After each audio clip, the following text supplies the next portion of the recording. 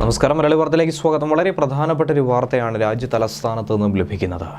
അതായത് Israel Hamas യുദ്ധം നടക്കുന്ന സാഹചര്യത്തിൽ ഡൽഹിയിലെ ഇസ്രയേൽ എംബസിക്ക് നേരെ ഒരു സ്ഫോടനമെന്ന അജ്ഞാതൻ്റെ ഫോൺ കോൾ. അതിന് പിന്നാലെ രാജ്യത്തെ എല്ലാ സുരക്ഷാ ഏജൻസികളും അലേർട്ടായ ഒരു സാഹചര്യം തന്നെയാണ് ഉണ്ടായിരിക്കുന്നത്. എംബസിക്ക് സമീപം ഒരു ഉഗ്രസ്ഫോടനം നടന്നിരിക്കുന്നു എന്നാണ് ദൃക്സാക്ഷിയുടെ വിവരണത്തിലൂടെ മനസ്സിലാക്കാനായി സാധിക്കുന്നത്. ഡൽഹി ചാണക്യപുരിയിലെ ഇസ്രയേൽ എംബസിയിലാണ് ഈ സ്ഫോടനം നടന്നുവെന്ന് അജ്ഞാതൻ ആദ്യം ഫോൺ വിളിച്ചറിയിച്ചത്.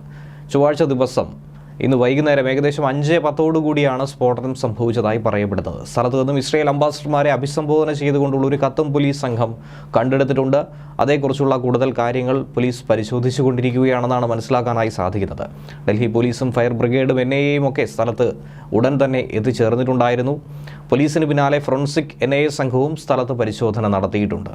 എംബസിക്ക് സമീപത്ത് സ്ഫോടനമുണ്ടായതായി ഇസ്രയേൽ ഡെപ്യൂട്ടി അംബാസിഡറും വ്യക്തമാക്കിയെന്നാണ് ഈ ഘട്ടത്തിൽ മനസ്സിലാക്കാനായി സാധിക്കുന്നത്. വലിയ ഉഗ്ര ശബ്ദത്തോടുകൂടി എന്തോ പൊട്ടിത്തെറിച്ചുവെന്നും പുകപടലങ്ങളുണ്ടായി എന്നുമാണ് മനസ്സിലാക്കാനായി സാധിക്കുന്നത്. ഉദ്യോഗസ്ഥരും സുരക്ഷാ ജീവനക്കാരും ഉൾപ്പെടെ എല്ലാവരും സുരക്ഷിതരാണ്. ആർക്കും അപകടമൊന്നും തന്നെ സംഭവിച്ചിട്ടില്ല എന്നും ഇതോടൊപ്പം തന്നെ വ്യക്തമാക്കുകയാണ്. ഇസ്രയേൽ ഹമാസ് യുദ്ധം നടക്കുന്ന ഒരു സാഹചര്യമായതുകൊണ്ട് തന്നെ വളരെ കനത്ത ജാഗ്രതാ നിർദ്ദേശമാണ് ഈ പ്രദേശത്ത് ഇതിനോടകം തന്നെ പുറപ്പെടുവിച്ചിരിക്കുന്നത്. ഈ സംഭവം നേരിട്ട് കണ്ട ദൃക്സാക്ഷി പറയുന്ന കാര്യം ഇങ്ങനെയാണ്. വൈകിട്ട് ഏകദേശം 5 മണിയോടെ ഒരു സ്ഫോടനമുണ്ടായി. വലിയൊരു ശബ്ദം കേട്ടാണ് താൻ ആദ്യം പുറത്തേക്ക് ഇറങ്ങി വന്നത്. അപ്പോൾ മരത്തിന് മുകളിൽ നിന്നും വലിയ തോതിൽ പുക ഉയരുന്നതായി കണ്ടുവെന്നാണ് ദൃക്സാക്ഷികളിൽ ഒരാളായിട്ടുള്ള വ്യക്തി പറയുന്നത്.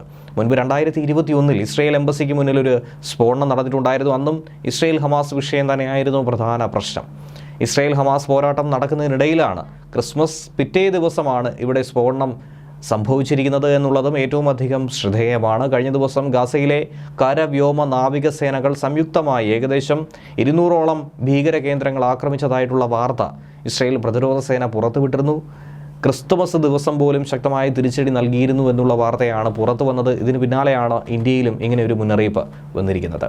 തങ്ങളുടെ കരപ്രവർത്തനങ്ങൾ വിപുലീകരിക്കുന്നുവെന്നാണ് IDF പ്രഖ്യാപിച്ചത്. അതിന് തൊട്ടു പിന്നാലെ ഇസ്രയേൽ ആക്രമണം രൂക്ഷമാക്കുകയായിരുന്നു. വടക്കൻ ഗാസയിലെ ജനവാസ മേഖലയിൽ നിന്നും ഹമാസിൻ്റെ ആയുധ ശേഖരം തന്നെ കണ്ടെത്താൻ കഴിഞ്ഞിട്ടുണ്ടെന്നും IDF പറയുന്നുണ്ട്. സ്കൂളുകൾക്കും ആരോഗ്യ കേന്ദ്രങ്ങൾക്കും പള്ളിയും ഒക്കെ ആയി ചേർന്ന് കിടക്കുന്ന പ്രദേശത്താണ് ഇങ്ങനെ ആയുധങ്ങളും സ്ഫോടക വസ്തുക്കളും ഒക്കെ തന്നെ IDF കണ്ടെത്താനായി സാധിച്ചിരിക്കുന്നത്. ന്യൂസ് ഡെസ്ക് മലയാളി വാർത്ത.